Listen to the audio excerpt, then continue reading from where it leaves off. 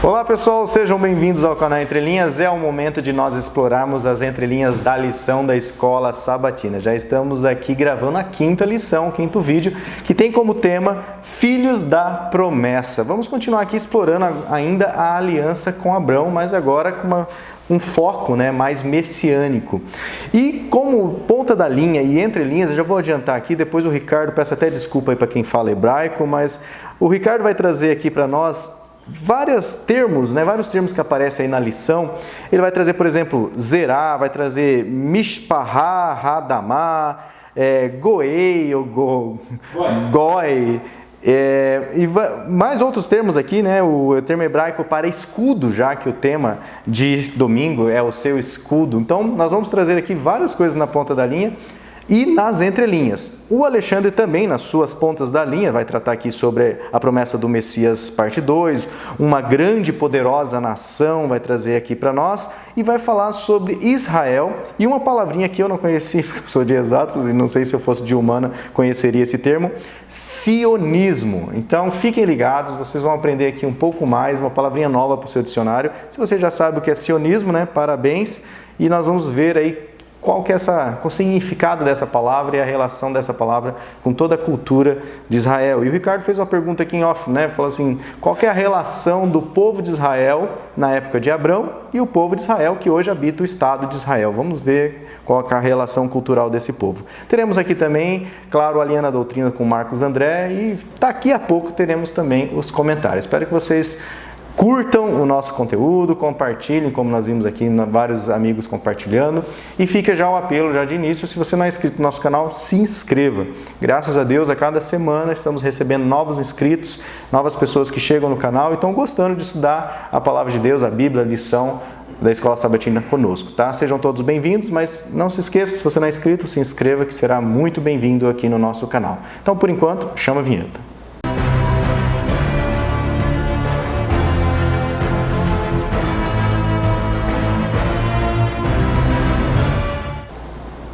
Bom, pessoal, e aí, animados para estudar a lição? Primeiro nós vamos ter aqui os comentários, e muito obrigado, já inicio agradecendo o pessoal pelo comentário. Alguns comentam uma semana, os outros não comentam. Eu sei porque é corrido nossa vida, tem muitos conteúdos que a gente assiste, muitas atividades aí para fazer, mas de qualquer forma, muitos dedicaram um pouquinho do seu tempo para comentar o nosso vídeo, lembrando que isso é muito importante dentro da plataforma do YouTube para que ele promova automaticamente o nosso conteúdo aí para outros ouvintes.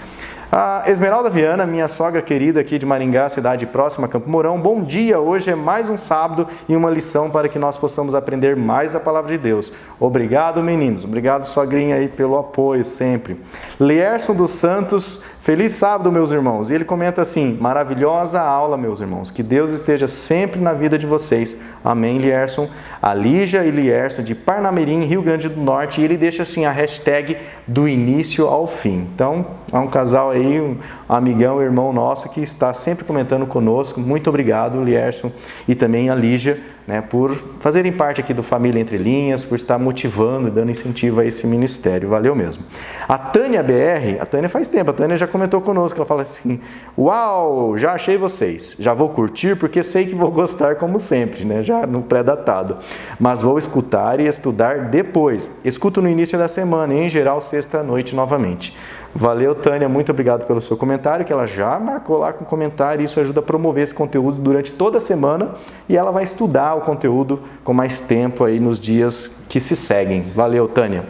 Claudinei Vasconcelos, cheguei tarde hoje, E o Claudinei não conseguiu ser o primeiro a comentar, o Claudinei está tentando disputar. Hoje o vídeo saiu certinho às 6 horas da manhã, Já há 9 comentários. Parabéns pela dedicação de todos vocês para que tenhamos os comentários. É isso aí, Claudinei. Valeu pela força. Lourdes Trajano, feliz sábado, lição maravilhosa. Obrigado, Lourdes, que bom que você gostou. É para isso que a gente faz essa lição, para que todos se deleitem no estudo da Palavra de Deus. E o Prado Inox, que a gente já decorou, já virou aí o irmão nosso aqui, o Prado Inox, o Michel. Boa tarde, meninos. Faz tempo que não comentam. Realmente, Michel, faz tempo que você não comentava conosco, mas não deixei de assistir, tá vendo? Ele não comentava, mas sempre assistindo. Quero agradecer mais uma vez pelo trabalho de vocês, que Deus abençoe vocês. Se cuidem, realmente. Eu quero agradecer o seu comentário, Michel? Porque eu sei que é corrido e a gente né, dedicar um tempinho para comentar no nosso canal, a gente se sente muito honrado. Hélida Mendes, bom sábado. Hélida de Imperatriz, no Maranhão. Que legal, Hélida. Tem um aluno, o nome dele é muito comum, mas é João. Ele é do Maranhão e faz aqui engenharia eletrônica, aqui na UTFPR de Campo Mourão. Vai que vocês conhecem. Ézio Amorim, boa tarde, que nossa decisão seja ao lado de Deus. Parabéns a vocês. É isso aí, Ézio, obrigado. O Ézio, se eu não estou enganado, me perdoe, mas acho que é a primeira vez que comenta conosco, o Ézio. Edilza Nascimento, a Edilza, né, nossa parceira, desde o primeiro vídeo praticamente ela está lá conosco. Valeu, Edilza. Bom sábado e feliz semana. Feliz semana, Edilza. Espero que você esteja tendo bons dias aí e se cuidando, como o Michel nos falou. Evelyn Horton, obrigada, Deus. E que Deus abençoe. Abraços da Ursa. Ei, a Evelyn nos encontrou e aí acho que os netos da Evelyn estão ajudando ela e ela aqui comentando conosco. Muito obrigado, Evelyn. Que Deus esteja cuidando e que você esteja muito bem aí, passando nesses tempos difíceis de pandemia, mas que você esteja firme e cheio de vida. João Cavaco, nosso querido irmão João Cavaco, lá de Lisboa, obrigado pelos vossos testemunhos, em que o Espírito ilumina todos os que aceitam para louvar a Deus triuno e para se meditar na palavra, levando as novas e profundas conclusões em Cristo Jesus, para a vida de cada um da igreja, deste mundo, do universo. Complementaria o seguinte comentário, e aí ele fala, né, sobre meditar no caso de Abraão, significa conhecer a aliança de Deus no âmbito da relação pessoal que abrange o escopo mundial e universal de ontem, de hoje e eternamente. E ele coloca ainda, né, vou ler mais um pouquinho aqui, o comentário dele é muito profundo, muito detalhado, muito bem escrito. Obrigado, João. Nesta fase da revelação da aliança eterna para a humanidade, a divindade procura, na liberdade de Cristo, cada ser humano, esperando a sua resposta de compromisso de vida na justiça do Salvador e o gozo das oportunidades infinitas de relações na sociedade, disponíveis nas contínuas criações eternas de bênção no universo da Trindade. E ele comenta aqui, e eu vou ler o em suma dele, tem mais um parágrafo aqui, eu vou pular. Em suma, a revelação de Deus na aliança com Abraão aponta a grande capacidade da divindade em dar as oportunidades para a salvação a todos no mundo e no universo. A salvação está disponível através dos nomes e palavra de Deus na humanidade e pelos testemunhos individuais ou pessoais, mulher, homem, de qualquer idade, de entendimento ou etnia, do único Messias, que é Jesus Cristo, Redentor, Juiz e Criador de meios, terra, bênçãos, maldições, que transforma e salva quem o aceita pela fé do Espírito Santo e na magnificência absoluta de Deus Pai. Deus nos abençoe a todos. João Cavaco, Lisboa, em Portugal. Muito obrigado, João, pelo seu comentário riquíssimo. Fica aí o convite para vocês lerem o comentário, responder um comentário um do outro, se interagir. Lembrando também, aproveitando, nós temos aqui na descrição de todos os nossos vídeos os links dos grupos de WhatsApp, Famílias Entre Linhas 1 e 2, o pessoal comenta, faz um monte de compartilhamento de materiais sobre a lição, também sobre Bíblia e tudo mais. O Família Entre Linhas ADM, a gente posta lá só os links da lição e algum material dos administradores. E ainda está mantido aquele grupo Famílias Entre Linhas, Religião e Política. O pessoal gosta daquele grupo, eles ficam discutindo só política e religião, né? Quebrando o pau lá, mas é interessante acompanhar. Fez parte de um trabalho acadêmico do Ricardo e ele manteve o grupo ainda aberto lá e o pessoal gosta, então vamos deixar lá. E, por último, mas não menos importante, o comentário de José Sérgio Silva, de Uberaba, Minas Gerais. Muito obrigado, José, por ter comentado conosco, obrigado por ter enviado de onde você é, lá de Uberaba, Minas Gerais, pessoal do Mineiro. Um abraço aqui de Campo Mourão, dos paranaenses, dos pé roxo aqui, das terra roxa aqui. Pessoal, nosso muito obrigado por essa interação. Espero que vocês estejam aí curtindo, compartilhando o conteúdo do canal Entre Linhas e se deleitando, porque é um prazer estudar a Palavra de Deus, ler, preparar tudo isso aqui para vocês, cada um no seu quadrado aqui, eu editando, preparando, os meninos lendo e fazendo todo o conteúdo desse canal. Nosso muito obrigado por você estar conosco. Mas vamos então seguir aqui. Nós teremos então agora a participação do Marcos André, aonde ele faz um alinhamento do tema da lição com uma doutrina bíblica e antes ele inicia com uma oração. Então, parceiro, Deixa eu ver se ele vai trocar aqui. Cadê o parceiro? Aqui, o Marcos André. Agora, então, é com você. Olá, amigos do canal Entre Linhas. Mais uma semana estamos nós aqui estudando juntos a Palavra de Deus e mais uma vez, pela misericórdia do nosso Senhor, nós nos unimos em oração, nos unimos no estudo da Palavra e o canal Entre Linhas se torna uma grande igreja, uma grande comunidade cristã. E eu quero convidar você para orar comigo nesse momento, pedindo a iluminação do nosso Senhor, como temos feito sempre. Vamos orar? Senhor Deus, muito obrigado pela misericórdia, pela graça, muito obrigado porque o Senhor é um Pai bondoso que está sempre disposto a nos abençoar quando nós recorremos ao Senhor em oração. Nesse momento nós te pedimos, Senhor, pela Tua graça, que o Senhor nos ilumine para o estudo da Palavra, que o Senhor também visite cada lar, cada pessoa que nos acompanha, para que assim o Teu Santo Espírito, a Tua bondade, a Tua misericórdia possa alcançar a cada um. Nós te pedimos também, Senhor, perdão pelas nossas falhas e os nossos pecados, para que assim o Teu Espírito possa trabalhar livremente em nós e nos erguer à altura que nós necessitamos estar para que o Senhor nos alcance. É o que nós te pedimos pelo nome do nosso Senhor e Salvador Jesus Cristo. Amém.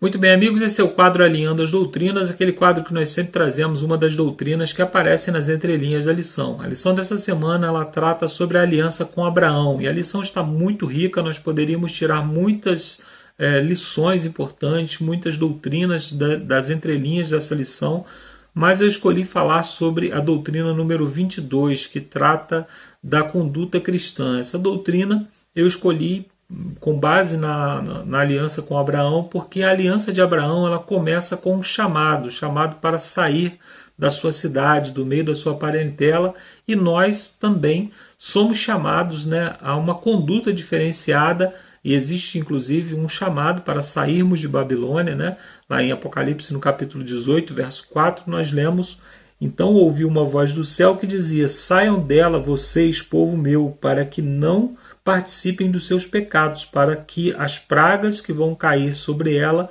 não os atinjam. Esse chamado é muito parecido com o chamado que foi feito para Abraão, foi feito para que Abraão saísse do meio dos seus parentes.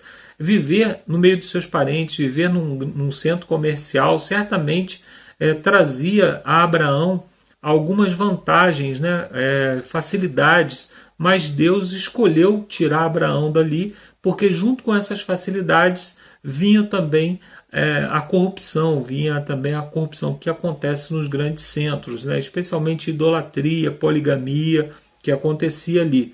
Então Deus achou por bem pedir que Abraão saísse daquela comunidade e vivesse no deserto, vivesse uma vida diferenciada.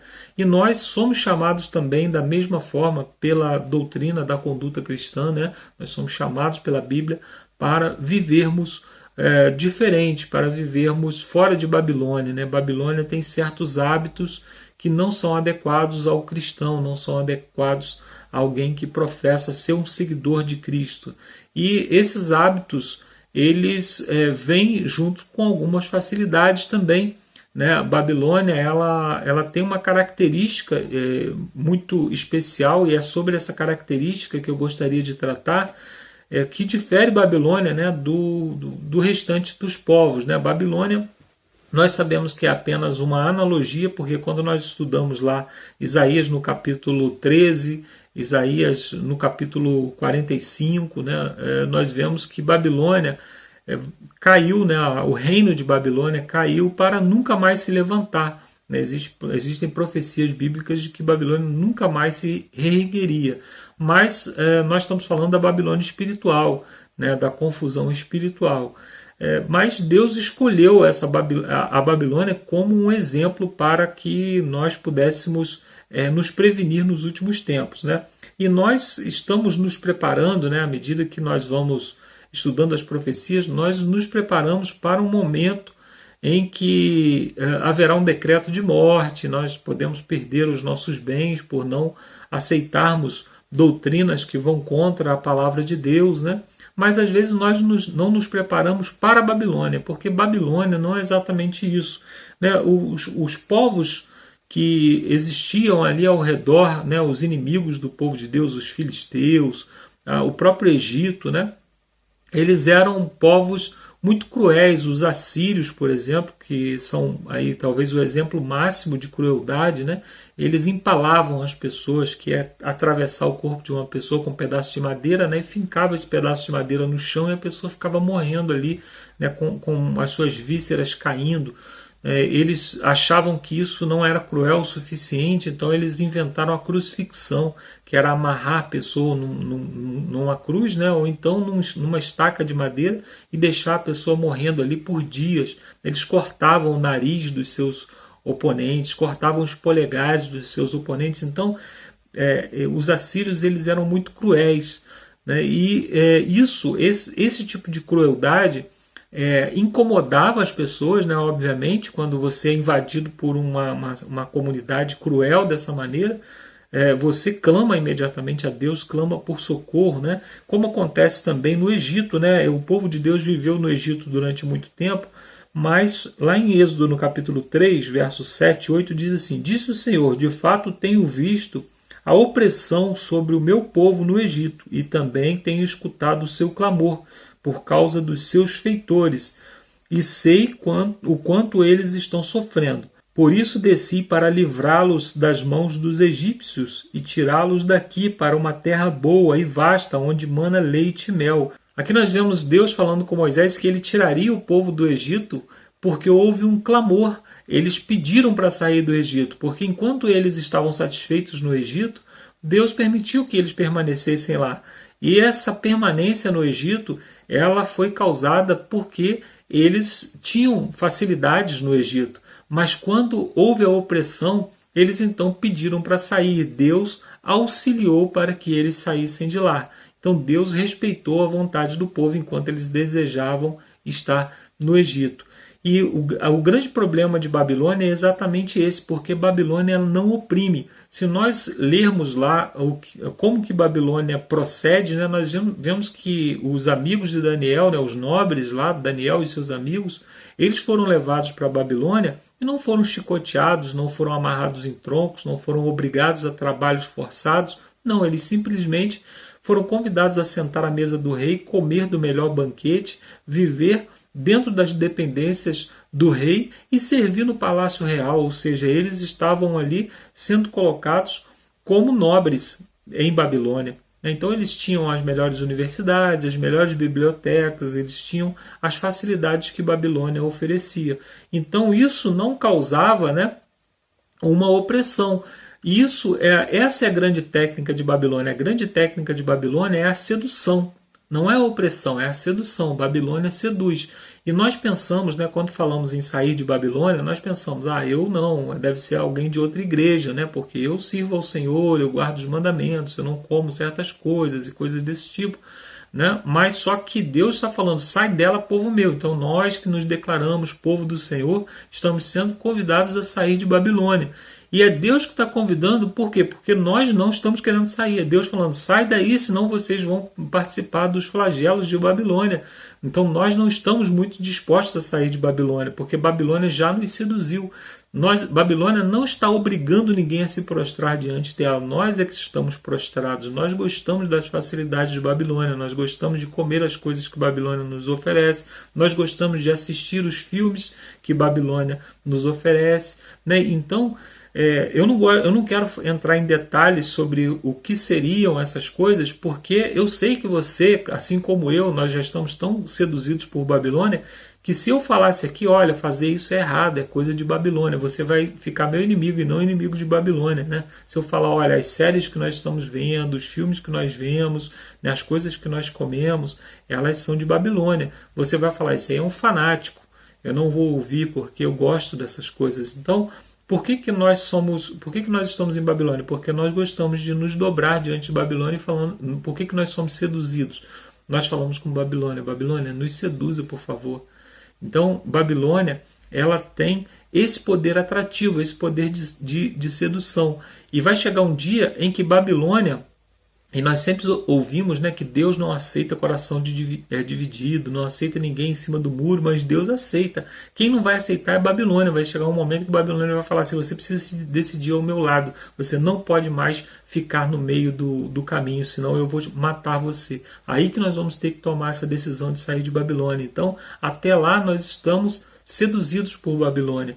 E nós precisamos tomar muito cuidado com isso, nós precisamos orar, pedir a Deus para que essa sedução não seja tão forte que no momento em que nós precisarmos tomar a decisão final, né, no momento em que saírem os decretos de morte, que é o momento em que nós precisamos realmente tomar as decisões finais, que nós não estejamos tão seduzidos por Babilônia a ponto de continuarmos em Babilônia vendo ainda as pragas cair sobre ela.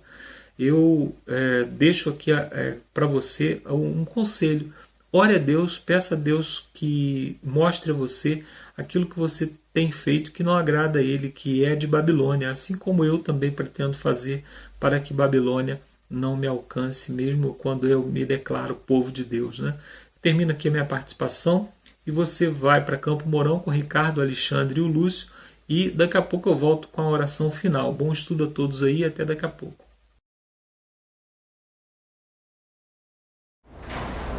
Valeu, Marcos. Obrigado pelo esforço. Eu sei que também é uma batalha sua manter todos os vídeos aí mandando sua participação, e agradecer também que essa semana ele mandou a participação adiantada, conseguimos adiantar a edição e lançar o vídeo no momento certo, sem correria. Valeu, parceiro. Bom, vamos então agora para Na Ponta da Linha, onde vamos trazer aqui para vocês o que o autor da lição destaca, e junto com as pontas das linhas, né, o Ricardo, o Alexandre já vai aproveitar e dar uma puxada nas entrelinhas, né, que é o nome desse canal, nas entrelinhas. Como vocês estão percebendo, novamente, né, como vocês viram, a pandemia, ela está aí com números altíssimos e nós estamos mantendo um maior distanciamento aqui entre nós três, para, se Deus quiser, a gente não precisar interromper esse ministério, não prejudicar nenhum dos três, nenhum dos familiares dos três. Então, sempre vocês vão ver ou eu aqui, ou o Alexandre, ou o Ricardo aqui na frente. Beleza, pessoal? Então, agora eu chamo o Ricardo para Na Ponta da Linha de sábado, que vai falar sobre Filhos da Promessa. Então, Ricardo, chega aí, é com você. Olá, pessoal. Vamos lá, lição 5. Filhos da Promessa. Gente, a lição dessa semana, ela é uma extensão da lição da semana passada e, de certa forma, das lições anteriores. Eu recomendo vocês a tomarem muito cuidado para não ficar na classe uma repetição, porque semana passada também foi uma aliança eterna e falou de Abraão. Essa semana, Filhos da Promessa. A gente tem que marcar muito bem a questão do enfoque. O enfoque diferente.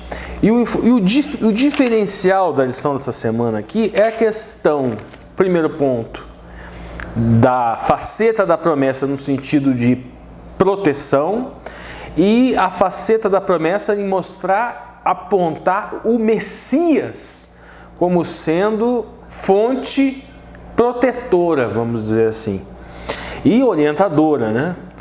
O autor do verso para memorizar é: eis que estou com vocês todos os dias até os fins do tempo. Aí, ó, no verso para memorizar, já é o link para vocês marcarem essa diferença com a questão da lição da semana passada, que o enfoque principal é esse. É um Deus que vai estar presente, essa questão relacional do vínculo do Criador com a criatura. Aí na lição de sábado, gente, nós temos uma historinha que aqui nos nossos bastidores, ela causou de certa forma muita estranheza, né? Até o Alexandre comentou assim, a questão de como é que um pai é irresponsável desse jeito de levar uma criança de 10 anos para a beira do mar. De certa forma, eu, na minha responsabilidade da adolescência, já nadei muito lá nas praias, lá Santos, lá Praia Grande, e fiz essa besteira de ir mar adentro e quase que eu não volto. Quase tive problema sério. que mar não é piscina, né, gente? Mar é complicado, mar é como um ser assim que muda a cada instante, a gente não tem como saber, maré, correnteza, buraco no meio, buraco de areia, é complicado, não é tão simples. Mas a intenção do autor da lição, a gente tem que... Essa historinha, a gente acha que tem que ser meio como um peixe, sabe? Que você tem que limpar o peixe antes de você comer, antes de você digerir. Então vamos fazer vista grossa para essa questão se foi responsável ou não o pai de ir junto com a menina para o mar, num local onde tem a correnteza. Porque a intenção do autor da lição, na verdade, é enfocar a questão da confiança da menina no pai. Então vamos só rapidamente recapitular a história. Fala de uma menina, certa vez um pai e uma filha de 10 anos passaram férias no litoral, uma coisa muito comum, e um dia eles saíram para nadar no mar. Gente, minha experiência pessoal, o pessoal pergunta se eu gosto de praia. Eu não gosto de areia, não gosto de sol, não gosto de água salgada, mas eu gosto de praia. Eu gosto de praia, eu fico longe da areia, na sombra, tomando água de coco. É uma maravilha nesse sentido. Agora, ficar me sujando, ficar tomando sol, fritando lá, não é a minha praia, vamos dizer assim. Mas eles entraram no mar adentro, muito menos. Mas esse pai entrou no mar adentro, vamos limpar essa história aqui antes de fazer essa alegoria. E a uma certa distância da costa eles se separaram. E o pai percebeu que eles estavam sendo levados para a profundeza. Não sei por que razão, esse pai resolveu voltar para a costa, mas ele deu um conselho para a filha. Disse: Maria, vou buscar ajuda em terra. Se você se cansar, vire-se de costa. Dá para flutuar o dia todo dessa maneira. Eu voltarei para buscá-la. O pai daí deve ter ido para a costa, com certeza conseguiu essa ajuda, porque logo no parágrafo seguinte a gente já enxerga que barcos e equipes de busca se apressaram para o mar procurando a garota. Com muita ansiedade, ele enfatiza essa questão que estavam todos extremamente preocupados e enfatiza a questão que a menina, quando resgataram a menina, que a menina não estava preocupada.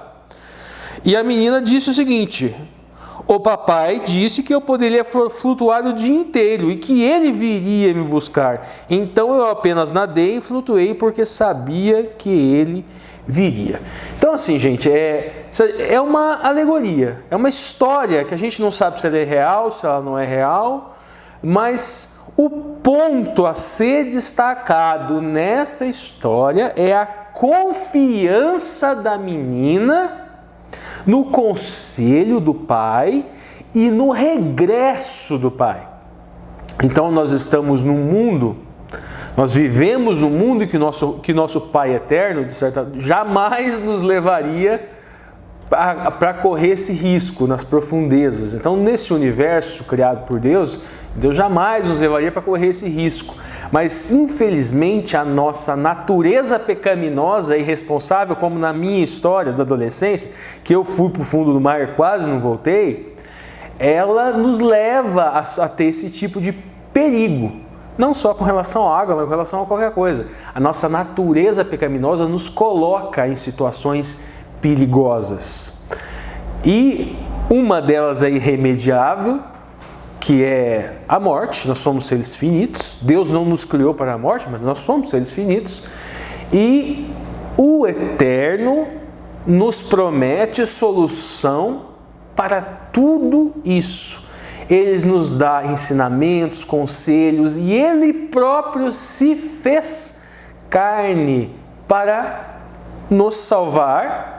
Morreu morte de cruz, ressuscitou, foi para o céu, e assim como esse pai pediu para essa filha ficar boiando enquanto ele não voltasse, ele também voltará. Então, mais ou menos assim, essa história de ficar de costas, vamos dizer assim, boiando, é de nós suportarmos essa situação complicada que é viver nesse mundo. com todas as intempéries, com todos os problemas, com a questão de, em época de Covid, em época de coronavírus, às vezes familiares morrendo. Eu mesmo tenho uma tia que está com coronavírus, ela está internada, inclusive peço oração por ela, minha tia Laura, está internada com Covid. E todos esses problemas desse mundo, nós temos que respirar fundo, tentar aguardar. E viver e aguardar, confiando, aguardar essa vida, que ela é uma vida, ela não é muito longa. Nenhum ser humano vive mais de 100, 120 anos. Aguardar esse Pai amoroso e não irresponsável, como esse aparentemente aqui parece, vir nos buscar, vir nos resgatar. Vamos agora então para a lição de domingo, gente.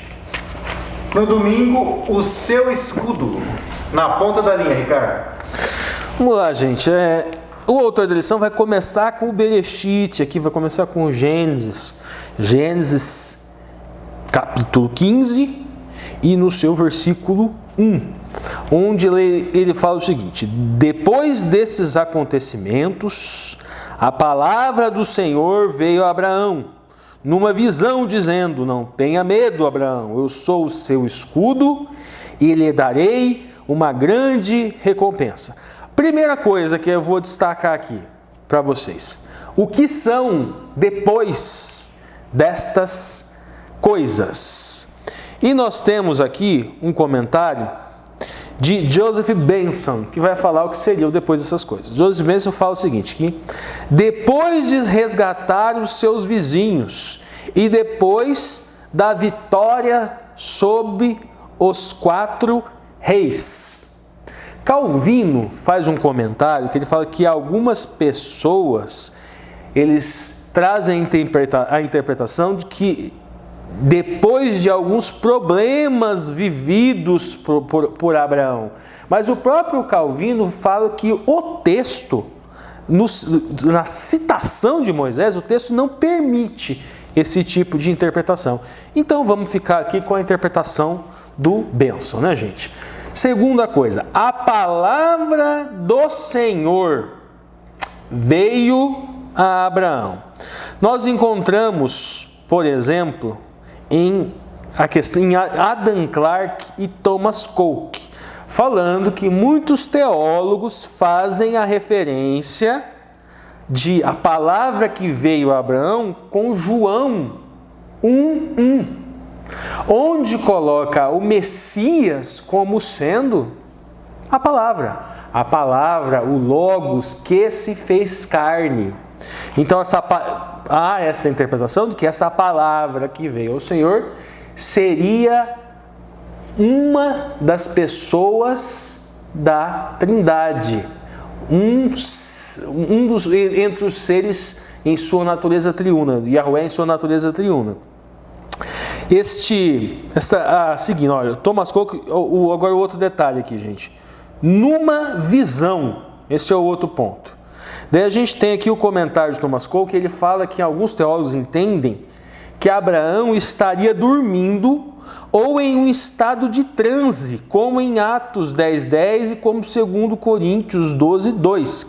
Só que o próprio Thomas Cole entende que esses teólogos estariam equivocados e que Abraão estaria acordado. E ele cita a expressão hebraica mahazé, que significa vista, cena, significa espetáculo, significa, no hebraico moderno, inclusive, é uma expressão utilizada para peças, para você ver uma peça. Isso você vê acordado.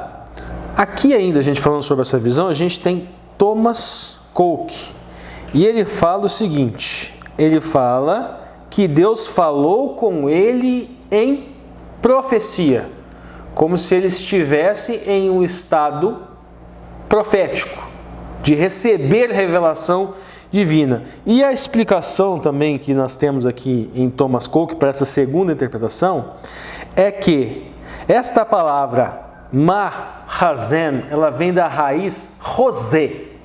E rosé seria uma das expressões utilizadas para a profecia, no sentido de a profecia da vidência, de você prever o futuro, porque a expressão para profeta Navi, ela propriamente não significa apenas a questão de vidência, saber algo que irá acontecer no futuro.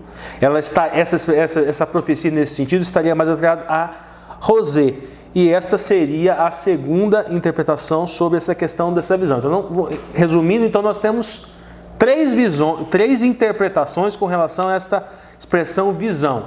Uma primeira, que ele estaria no estado de transe, que teria sido uma revelação profética em qualquer tipo das formas, pode ser dormindo, pode ser acordado, ou a outra mesmo que seria que o próprio Messias teria vindo e que ele teria visto literalmente. Então nós temos essas três interpretações. Agora a segunda coisa, gente, e que é o título, né? O seu escudo. A expressão hebraica aqui, gente, é magen, ou magen. Essa expressão significa escudo, proteção ou defesa. Se nós interpretarmos, gente, essa questão aqui do contexto, o que tinha acabado de acontecer?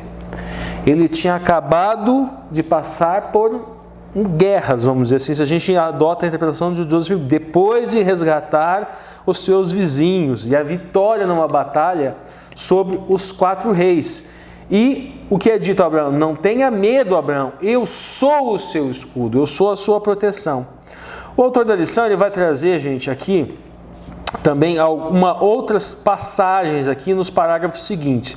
Deuteronômio 33, 29, Salmos 18, 30, Salmo 84, 11, Salmo 144, 2.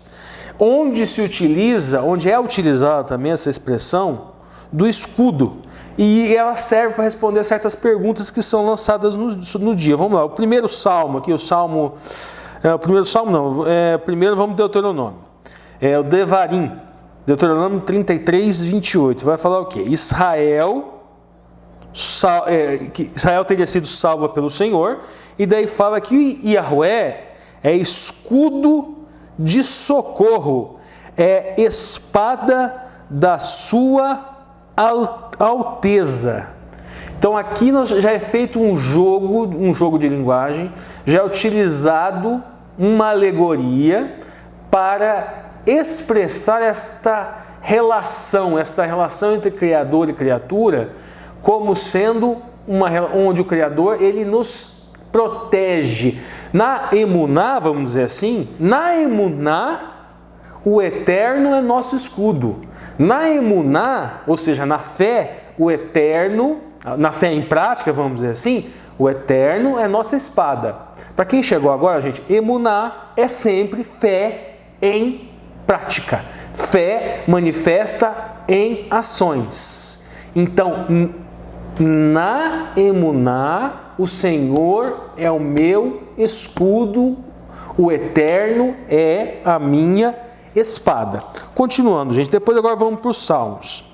Salmos já traz a questão da palavra, o davar, né?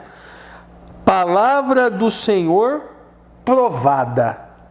E utiliza a expressão escudo para aqueles a quem confiam nele. Escudos para quem nele confiam. Então, aquilo que nós acabamos de falar, gente. Na emuná, ou seja, emuná é fé em prática. O Senhor é o meu escudo. Não à toa que nós encontramos, inclusive na Brit Hadashah, no Novo Testamento, que a questão, e não no Novo Testamento, mas citando o Velho Testamento, que Abraão creu e teve justiça imputada. Esta justiça, essa tzedakar imputada, tzedakar é ato de justiça e ato de caridade. Abraão creu e teve ato de justiça e ato de caridade imputados a ele. A emuná é a manifestação de gratidão por essa tzedakar imputada.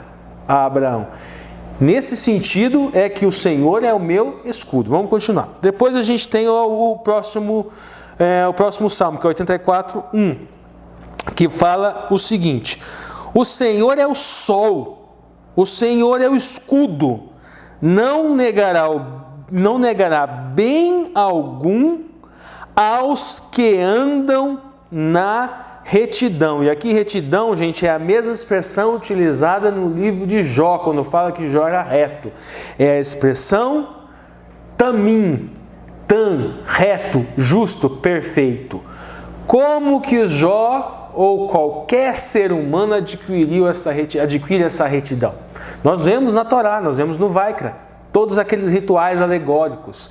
É através do Cordeiro, de se aproximar do Eterno com o corban correto, com o sacrifício expiatório correto, com emuná no Messias.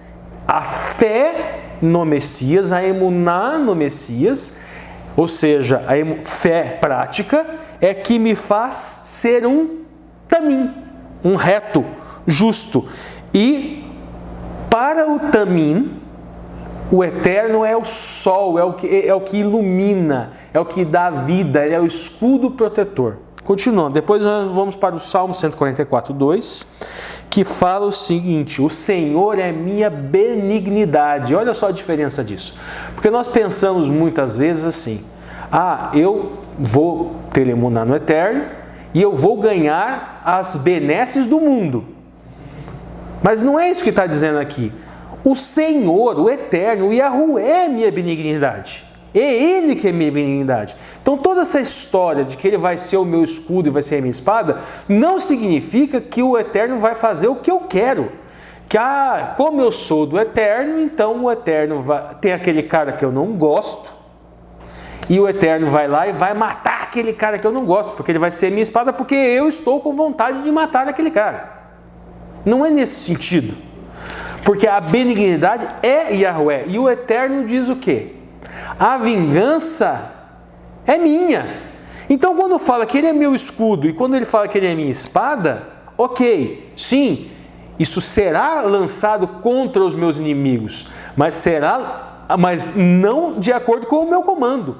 Não é eu dizer assim: aquele homem me fez mal, vai lá, Senhor, fere ele, mata ele. Não, o Eterno é a espada. Ele sabe quem Ele vai ferir em sua infinita onisciência, em sua infinita sabedoria. Ele sabe se postar como escudo e Ele sabe se postar como espada. De certa forma é mais ou menos assim.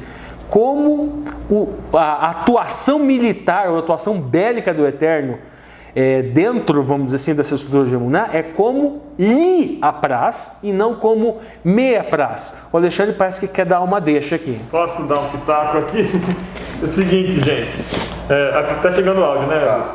É muito interessante quando a gente vai pensar a construção do cristianismo brasileiro.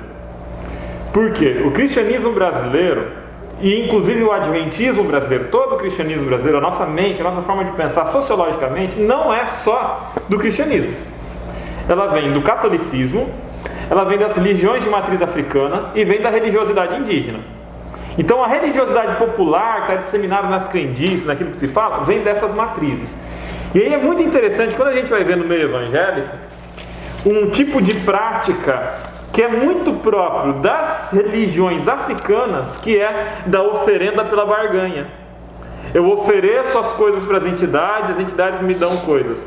Eu faço serviços, eu faço trabalhos para a entidade, e a entidade pode me trazer coisas e pode também causar dano espiritual ao alvo. Isso é muito próprio de religiões de matriz afro, como por exemplo a Quimbamba. Com toda a legitimidade, tá bom? Não estou aqui falando contra as religiões de matriz afro, mas religião de matriz afro é religião de matriz afro, cristianismo é cristianismo.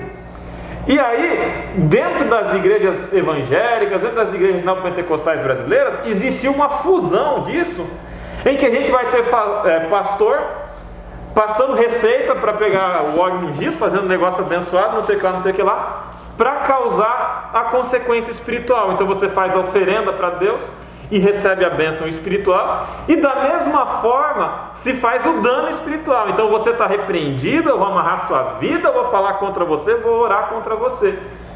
Totalmente contrário à própria ideia de cristianismo. É esse sincretismo religioso que está disseminado nas igrejas cristãs brasileiras hoje.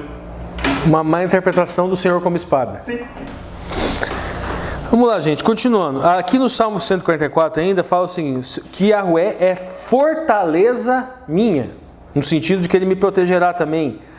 Alto retiro meu, no sentido de que Ele me eleva, de que Ele me coloca no local mais alto. E agora, meu libertador e meu escudo, em quem confio e me sujeito a meu povo. Então, gente, agora nós vamos aqui para a lição de segunda-feira. E na segunda-feira, a promessa do Messias, parte 1, na ponta da linha, Ricardo. Bom, aqui já vai começar, gente, aquele enfoque, aquela associação, aquela drash. No método Pardês é aquela questão de você pegar passagens e você fazer conexões entre passagens, e é o que ocorre aqui. Esse Gênesis começa aqui com Gênesis 28:14. E eu não sei se foi de propósito, não sei se o autor da lição quis mesmo colocar essa passagem de propósito, porque depois o texto que segue não vai propriamente falar de Isaac. Porque Gênesis 28:14, gente, é no contexto, está escrito Bereshit, fala o quê? Em você e na sua descendência serão benditas todas as famílias da terra. Só que Gênesis capítulo 28, esta bênção foi a bênção que Isaac deu ao seu filho Jacó. E não foi propriamente a bênção abrâmica. E depois, o verso que se segue é Gálatas 3:29. E, se vocês são de Cristo, são também descendências de Abraão, e herdeiros segundo a promessa. Tá, veja bem, gente. Daí depois ele segue. Mas de uma vez Abraão, que em sua descendência todas as nações seriam abençoadas. E aqui sim, Gênesis 12:3 foi uma promessa feita a Abraão, Gênesis 18:18 e Gênesis 22:18. Só que o detalhe é o seguinte, gente. Esta aliança, como nós já falamos, é uma aliança só. Então foi feita uma aliança para para Adão. Foi feita uma aliança para a humanidade. Adam é homem. Adamá é humanidade. É o homem, a humanidade. Então a aliança é com a humanidade. De um resgatar da identidade. Lembra que nós falamos lá atrás que a diferença de aliança para pacto? A aliança, gente, é uma relação de identidade entre a casa e o cabeça. Lembra que Berit se escreve com Bet. O Bet na pictografia é uma casa, o Uresh é uma cabeça e o Tav é uma aliança. Então é uma relação de identidade entre o patriarca, entre o eterno e o planeta. E isso veio se perdendo e vem se perdendo ao longo do tempo. E sempre sobra, tem um remanescente, aquele que remanesce, que permanece com essa identidade. Mas a promessa de resgate desta identidade, ela foi dada a Adão. Depois ela se passou, como essa identidade foi se contaminando no período antediluviano, ela foi realinhada em Noé. E depois realinhada novamente em Abraão. E assim por diante, até que foi realinhada de vez no Messias. Foi resgatado, na verdade, aquele sentido de um resgate da humanidade no Messias. E é isso que nós estamos vendo aqui em Gálatas 3:28. E se vocês são de Cristo, são descendências de Abraão. Nós podemos estender, são descendências de Sem, são descendências de Noé e são descendências de Adão. Mas vamos lá, gente. Então, se foi por querer, não faz muita diferença, porque a aliança é a mesma. A aliança é a mesma em Adão, a aliança é a mesma em Noé, a aliança é a mesma, é a aliança de um resgate de identidade. Deus fez o homem à imagem, a sua imagem e a sua semelhança. Mas vamos lá, vamos continuar. Algumas questões a gente tem que destacar aqui, gente. Uma delas é a seguinte, essa questão de em você e na sua semente. E a expressão zerá, ela significa semente, grão, sêmen, esperma, filho, no seu filho, na sua descendência, ou pode significar também época de plantio. A expressão hebraica aqui, veja bem, então na sua semente serão benditas todas as famílias. Mishpahá seria família, parentesco, clã, espécie, gênero ou associação. A gente tem lá, olha lá, gente, agora vamos lá, Gênesis 12:3, aquelas passagens que são relacionadas a Abraão mesmo, estão no terceiro parágrafo da lição. Abençoarei os que te abençoarem, e amaldiçoarei os que te amaldiçoarem, em ti serão benditas todas as famílias na terra. Aí, Mishpahá Ha'adam, Mishpahá Ha'adamá.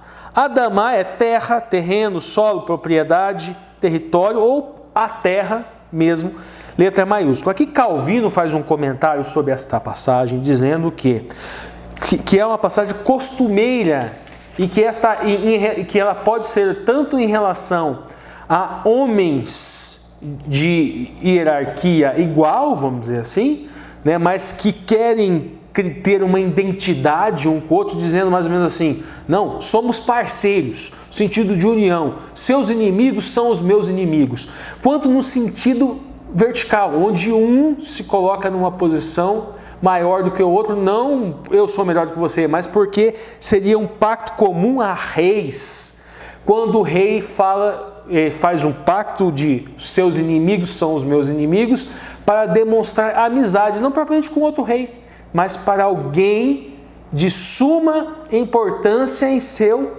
reinado, para demonstrar que aquela pessoa é especial para ele e para seu povo. Então esse é o comentário de Calvino.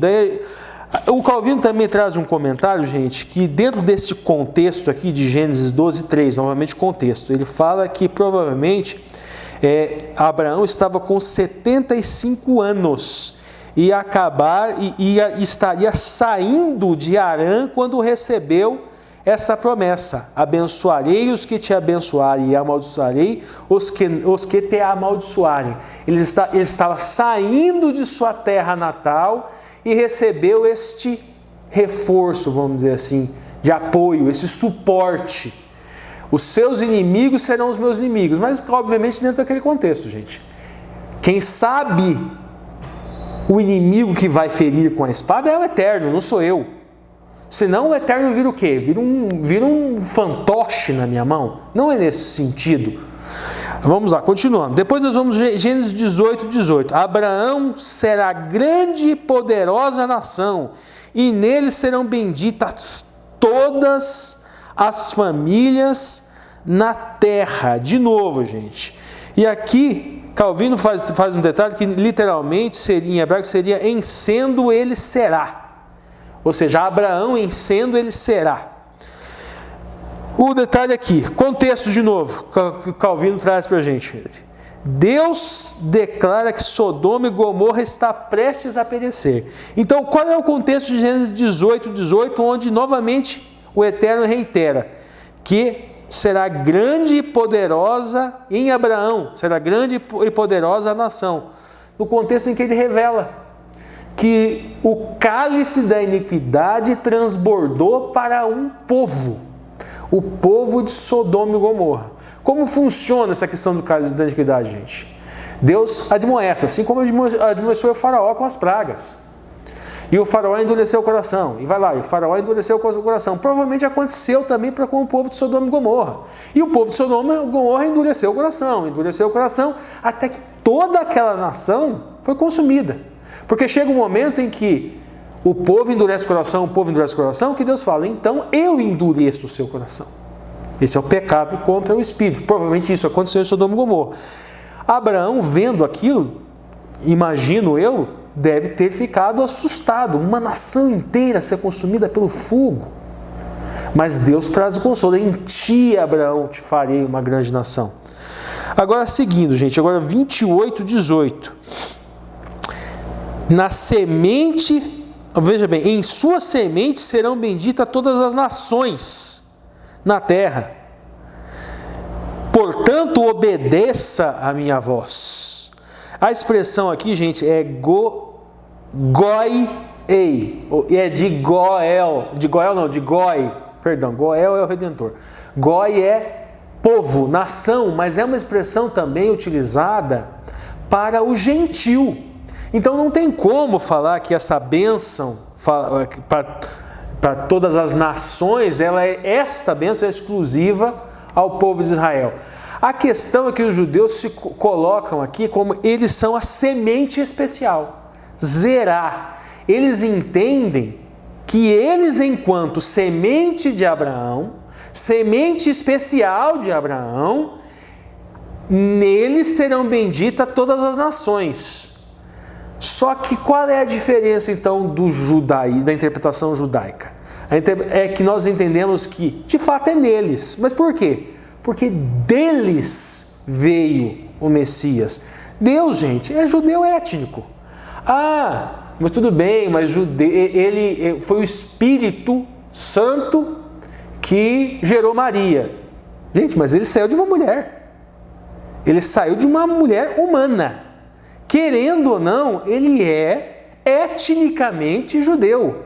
Então, da semente de Abraão, seja essa semente especial o povo judeu, ou seja o próprio Messias, dá na mesma. Por quê? Porque o Messias é judeu. A única diferença é que aqueles judeus, eles entendem que o Messias ainda não veio, que o Messias ainda não chegou. Então, a diferença básica nessa interpretação nossa, que nós damos para que eles dão, o Messias já veio.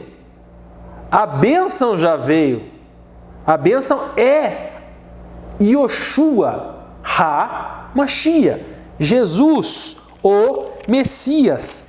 Ele é semente especial. Aí nós temos a passagem lá, Gênesis 22, 18, lá no Gênesis 22, 18, é a última. E em tua semente serão benditas todas as nações. Ou mais ou menos em outras nações. E todas as nações da terra desejarão ser benditas.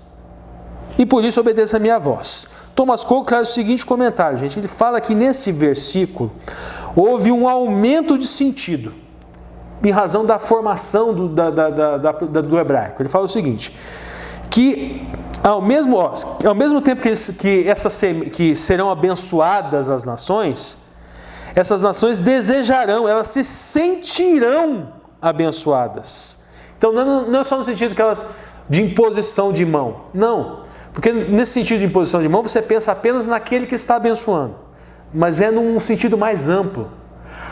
Esta nação se sentirá abençoada no Messias. É só você relembrar da história dos samaritanos, de como Deus, como Yoshua, como Jesus tratava o não-judeu. O não-judeu, ele se sentia querido, ele se sentia semente, ele se sentia descendente de Abraão. Aí no sentido, gente, de a gente fazer duas diferenças.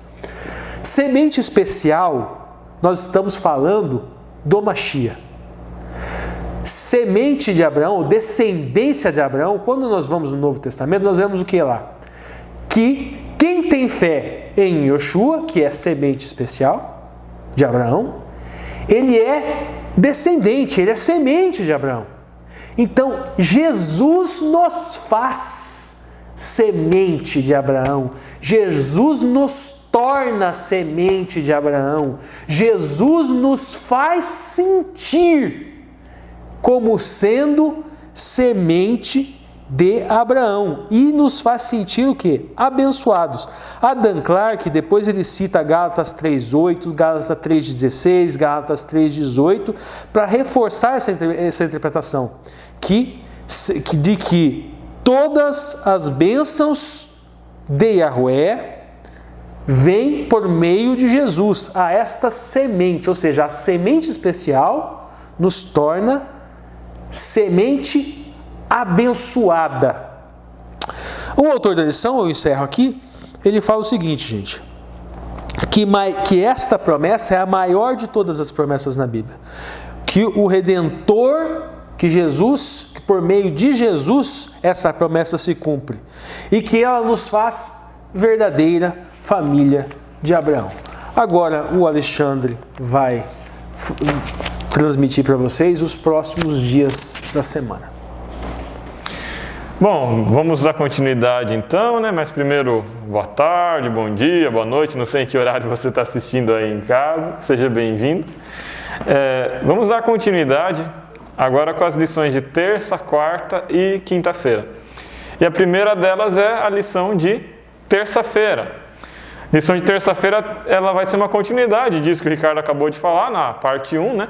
Só que vai ser a parte 2, a promessa do Messias, parte 2. Começa ali com um texto de Thomas Browning, né, que diz que a verdadeira felicidade, para encontrar ela, a gente tem que viajar, às vezes para um país distante, às vezes para fora de nós. Mas eu gostaria de destacar alguns textos aqui, que são 1 Tessalonicenses e Apocalipse, que também estão presentes no texto da lição. A passagem de 1 Tessalonicenses 4, 16 a 18, ela já começa com uma ideia de consolo, que é muito interessante. Ela diz assim: consolem-se nisso.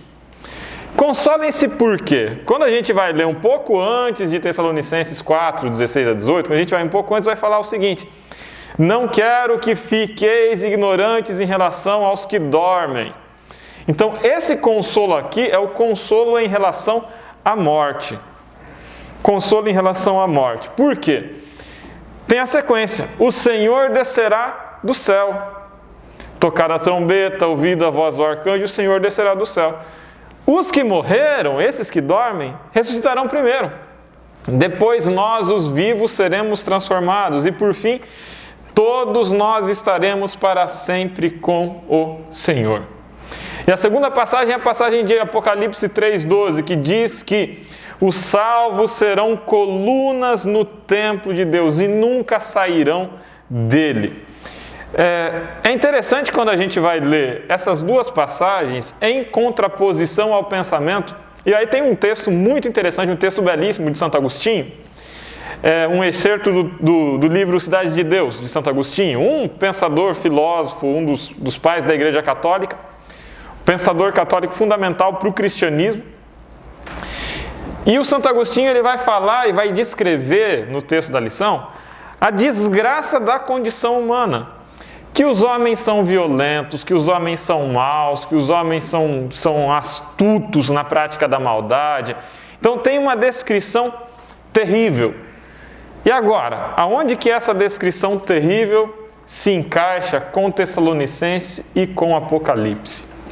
A ideia aqui é de que nós realmente vivemos num mundo que se desgraçou com o pecado. A nossa existência nessa terra é uma existência que terá infelicidades. Meu Deus, a gente está vivendo num mundo em que estão morrendo, só no Brasil, quase 4 mil pessoas por dia. E às vezes a gente acaba se habituando com isso e vive com naturalidade, né? Até que o nosso pai morre. E se reúne, se aglomera, né? Até que um chegado morre. Até que é dentro da nossa casa.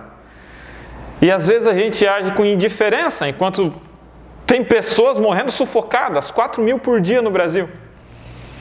Isso é desesperador. Acontece que às vezes a situação é tão desesperadora que para a gente manter algum nível de sanidade nessa terra, a gente precisa fechar os olhos, fazer de conta que não existe e dar passo para frente. Eu tenho certeza que eu estou falando aqui com pessoas que estão enlutadas. Estão enlutadas porque perderam familiares recentemente para a Covid, mas estão enlutadas porque perderam familiares para acidentes de trânsito, porque perderam familiares para outras doenças, porque perderam familiares para a ação inexorável do tempo que degrada o nosso corpo.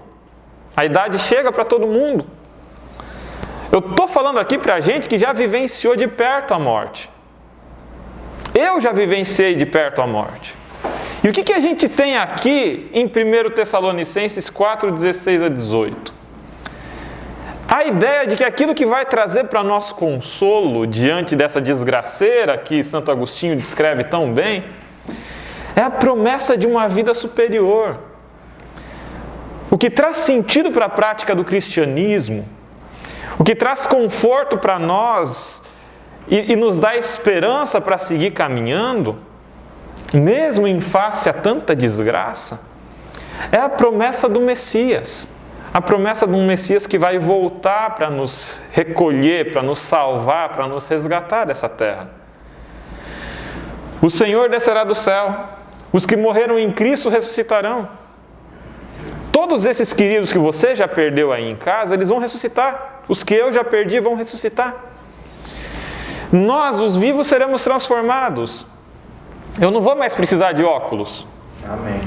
E eu diria que o óculos é das menores transformações que eu vou ter. O meu caráter vai ser transformado. O meu corpo corruptível vai se revestir da incorruptibilidade. Nós vamos ser transformados, nós vamos nos ascender ao céu, vamos nos reconhecer com os nossos queridos, nos reunir com Deus e estaremos para sempre com o Senhor. A promessa da aliança, a promessa do Messias, é uma promessa que transcende o sofrimento dessa terra. E ao transcender o sofrimento dessa terra, ela permite para nós vislumbrarmos para além desse sofrimento. Permite para nós vivermos com paz, com alegria, com serenidade. Apocalipse 3,12, serão colunas no templo. Eu lembro que quando eu era criança, eu li esse texto pela primeira vez, eu pensei assim, eu não quero ser muito bom, não. Eu quero ser só um pouco bom para ir para o céu, mas eu não quero ser muito bom. A inocência da criança, né? Primeiro que se eu fosse bom, eu ia para o céu. Segundo, que eu não queria ser muito bom, porque se eu fosse muito bom, eu ia ter que ser coluna no templo. E eu não queria ser coluna no templo, eu queria ir passear no céu. Queria ir tomar banho de rio, queria ir nadar e correr e brincar com os bichos. Não ficar lá parado sendo coluna do templo. Gente, a criança que não saiu do pensamento concreto, né? Ser coluna no templo não quer dizer que a gente vai ficar segurando o teto do templo, meu Deus. Quer dizer que nós vamos participar de um sistema de adoração. Nós vamos participar no templo com Deus, com Cristo. Nós vamos ministrar. Nós vamos estar presentes lá. E nós vamos passar para sempre lá. Não quer dizer que eu vou ficar sempre parado segurando o teto. O céu é uma coisa boa. E eu, criança, tinha medo de ir para o céu muito bom e ficar lá de coluna no templo, porque a minha visão de criança era, como a minha visão de adulto é, maculada pelo pecado. O que a gente pode ter de certeza é que Deus é bom, que o céu é um lugar bom e que a gente tem uma promessa de uma vida superior que deve trazer para nós esperança. Consolem-se nisso. Consolem-se nessa promessa. E vamos para a quarta-feira. Legal, então agora, quarta-feira, uma grande e poderosa nação na ponta da linha, Alexandre. A lição de quarta-feira para mim circula em torno de uma pergunta. Por que Deus queria uma nação? Farei de vocês uma grande nação, Abraão. Farei de você uma grande nação. Depois Isaac. Farei de você uma grande nação, Isaac. Depois Jacó. Farei de você uma grande nação, Jacó. Vocês serão meu povo, minha propriedade exclusiva. Tá bom? Ok. Por que Deus queria uma nação? Por que Deus queria uma nação? Será que é porque Abraão tinha alguma coisa de especial nele? Será que é porque Israel tinha em si alguma coisa de especial? Israel merecia mais? Será que o povo de Israel é mais bonito que os outros? Eles têm alguma coisa em si que lhes dê valor? Se eles tivessem alguma coisa em si que lhes dava valor, Deus seria obrigado a fazer deles uma grande nação. Deus deveria isso para eles, porque o valor de ser grande nação seria inerente a eles. O que a gente vê é o contrário, o que a gente vê é Deus criando um povo e querendo fazer desse povo uma grande nação. E o que significa essa grande nação? Essa grande nação está submetida à necessidade ou à vontade de Deus de ter uma grande nação para si. Por quê? Êxodo, Isaías e Deuteronômio ajudam a gente a entender isso melhor. Êxodo 19, 5 a 6 fala que eles serão um reino de sacerdotes. O sacerdote, pessoal, ainda mais quando a gente vai pensar lá no contexto do antigo Israel, o sacerdote era aquele que ministrava diante de Deus. Só que a gente pensa no sacerdote como se o sacerdote, na nossa visão falha e podre humana, como se o sacerdote fizesse algo que Deus precisa. Gente, Deus não precisa de sacerdote. Deus não sente necessidade de ser adorado para continuar sendo Deus existindo. Deus é o eu sou, Ele se basta. Quem era o sacerdote?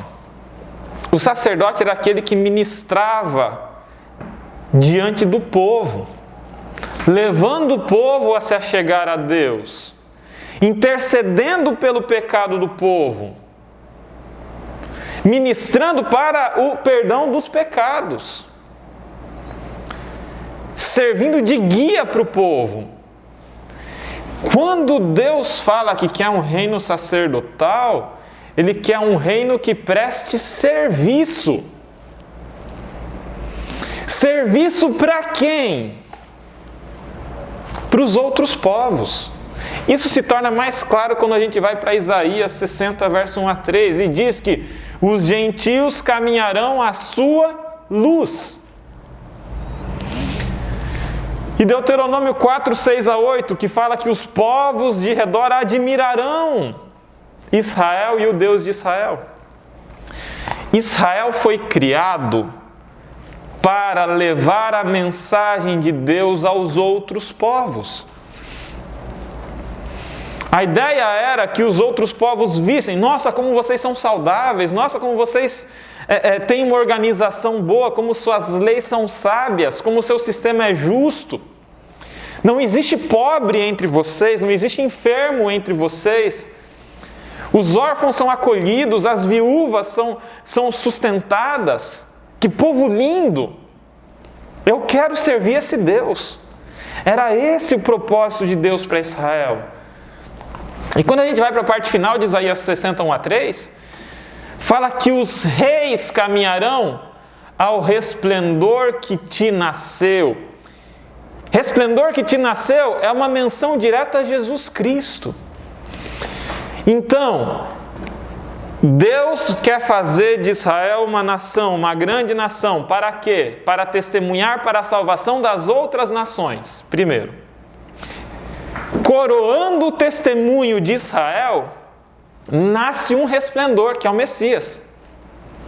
É uma grande nação de onde virá o Messias, coroando esse ministério sacerdotal. Cristo vem, o sumo sacerdote.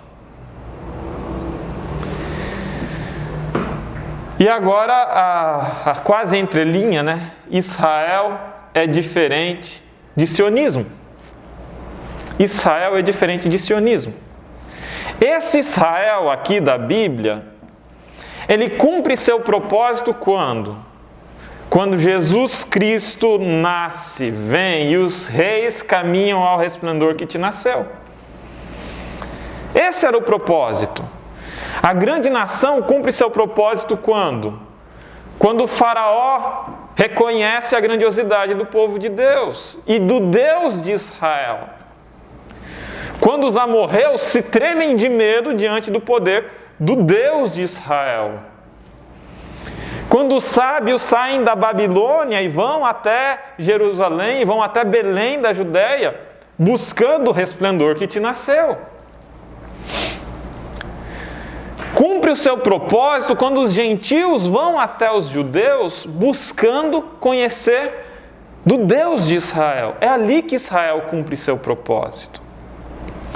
A gente tem disseminado no pensamento evangélico hoje, uma bajulação do Estado de Israel atual, que ela às vezes gera confusão. O Estado de Israel, ele vem de um movimento chamado sionismo, que um pouco antes da Segunda Guerra Mundial já, mas muito fortalecido no processo do nazismo, por causa até da perseguição, do holocausto, da destruição de judeus, do assassinato terrível que o nazismo fez, foi pensado a necessidade do povo de Israel, dos judeus, desculpa, não mais povo de Israel, dos judeus que estavam dispersos em comunidades pelo mundo todo, terem um estado para si. Esse estado que eles vão ter para si foi o Estado de Israel, construído numa faixa de terra que pega parte do território do antigo Israel. Mas essa faixa de terra já era ocupada por pessoas que eram os palestinos. O processo de desocupação, de expulsão dos palestinos, de segregação deles na faixa de Gaza, é um processo extremamente violento. O Estado de Israel hoje é um Estado que comete constantes abusos humanitários contra a população palestina. Isso é um problema. Como cristãos, é incoerente que nós vamos agora buscar referência moral, espiritual, mas sobretudo uma referência sacerdotal no povo de Israel, quando nós já temos um sumo sacerdote, que é Cristo Jesus. Todos os irmãos judeus que quiserem aceitar Jesus Cristo como seu único e suficiente Salvador, sejam bem-vindos. Vocês são raiz de Abraão, assim como nós. Sejam bem-vindos, porque em Cristo Jesus não há mais judeu, não há mais gentil, não há mais livre, não há mais escravo, não há mais homem, não há mais mulher. Em Cristo Jesus todos somos um. Sejam bem-vindos à família de Abraão, todos os irmãos judeus, a verdadeira família de Abraão. Agora é incoerente, não faz sentido, quando o pensamento evangélico, e a gente tem muitas e grandes comunidades evangélicas no Brasil, que tentando criar uma mística que traga sentido para a sua fé vazia, se igualar. Não só se igualar, Lúcio, começam a construir templos aqui que imitam os templos, querendo criar uma Babilônia aqui, querem construir um templo que mimetize uma ideia cinematográfica do que seria o templo de Israel. Pré-messiânico. A gente tem agora pastor, e bispo e apóstolo, não sei como que chama o nome dos líderes de todas essas igrejas aí, acho que bispo, que vai subir no altar lá, com o lenço tradicional judaico, com o kippá, e aí, gente, qual que é o sentido disso? Quando em Cristo Jesus não há mais judeu, não há mais grego, não há mais... Somos todos um em Cristo. Quando o véu desse templo se rasga. Sim, vão lá e se circuncisa então, e faz que nem o Paulo manda. Corta o membro inteiro de uma vez.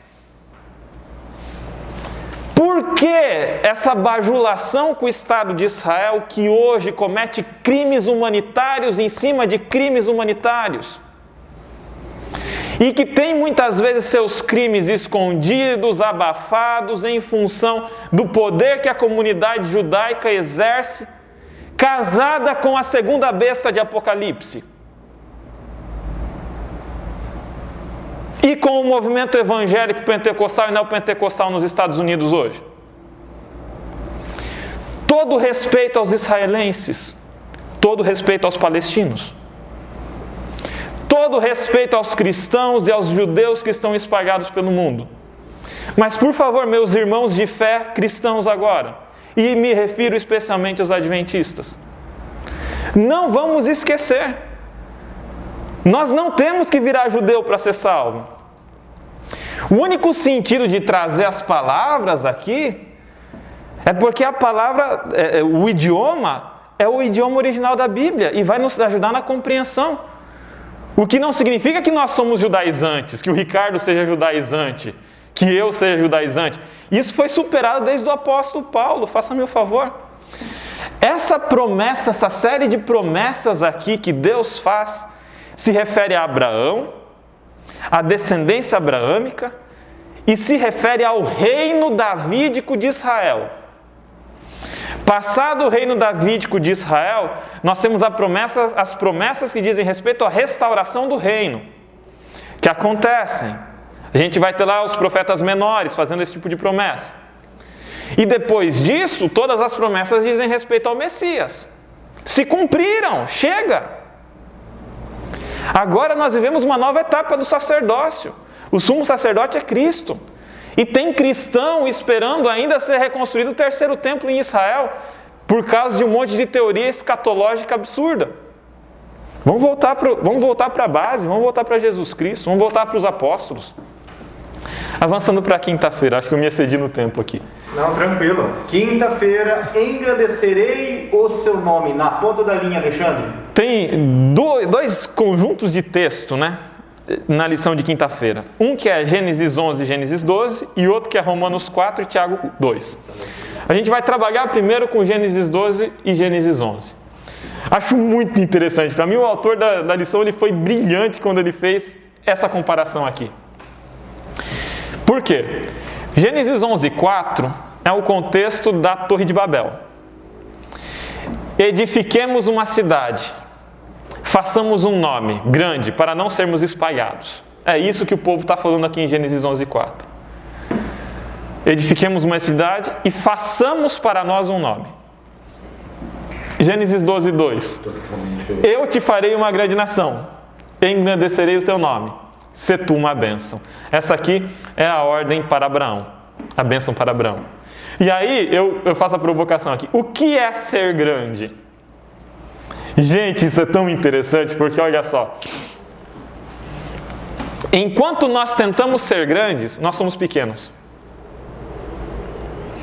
A grandeza está em assumir a sua pequenez diante de Deus e a sua dependência dele. Enquanto o povo estava egocêntrico, buscando a própria glória, querendo edificar uma cidade para si, para não ser espalhado, para não cumprir o propósito de Deus, que era se espalhar pela terra, eles queriam ser grandes em Babel, mas eles se faziam pequenos. Porque a grandiosidade humana é loucura diante de Deus. Ao mesmo tempo, Abraão, quando se faz humilde, quando sai de um grande centro urbano, que era a cidade de Ur, e vai peregrinar por toda a Mesopotâmia até chegar na região da Palestina, quando Abraão faz isso, ele estava se fazendo pequeno, estava se fazendo humilde. Estava dependendo completamente de Deus para a sua sobrevivência. Só que aí, não é ele que se faz grande, é Deus que faz ele grande. A grandeza, a grandiosidade aqui não está nas coisas que eu acumulo, não está nas coisas que eu faço. Está nas coisas que Deus faz a partir de mim, na medida em que eu sou usado por Ele. A grandiosidade está em Deus, não em mim. Olha a diferença em alguém que age pela fé, como Abraão, fazendo-se humilde e engrandecido por Deus, e alguém que luta com Deus querendo ser grande, como o povo de Babel, que acaba se fazendo pequeno por sua loucura em oposição a Deus. Muito interessante essa oposição aqui, essa comparação dos textos. E a segunda parte daí vai estar em Romanos 4, 1 a 5, contra Tiago 2, 21 a 24. E aí tem uma confusão, porque calma lá. Romanos 4, 1 a 5 diz assim, porque nós somos justificados pela fé. E Tiago 2, 21 a 24 vai dizer que Abraão foi justificado pelas obras, porque Abraão ofereceu seu filho em sacrifício. Afinal de contas, a justificação se dá pela fé ou pelas obras? Sempre tem aquela tentativa de ficar em cima do muro, né? É pela fé, mas tem que ter as obras. Ou é pelas obras, movidas pela fé. Eu fico com Paulo. Eu sou justificado pela fé e pela fé somente. Ponto final. Espera lá, quer dizer que Tiago está errado? De forma alguma. Porque a fé sem obras é morta. Se eu quero ver a fé de alguém, eu vejo essa fé como? Por meio das obras. Essa nossa mente martelada pelo pensamento grego ocidental, pela filosofia grega, que funciona na base de dicotomia. Então, a nossa mente ocidental, ela funciona como? Material e imaterial. Esquerda-direita. Esquerda-direita, ideia e ação. Isso é próprio da forma de pensar do pensamento grego. O que é a fé lá no Antigo Testamento? O que é a fé apostólica? Não se separa ação de pensamento, crença de prática, é uma coisa só. A fé sem obras é morta, em Tiago, porque a fé sem obras não é fé.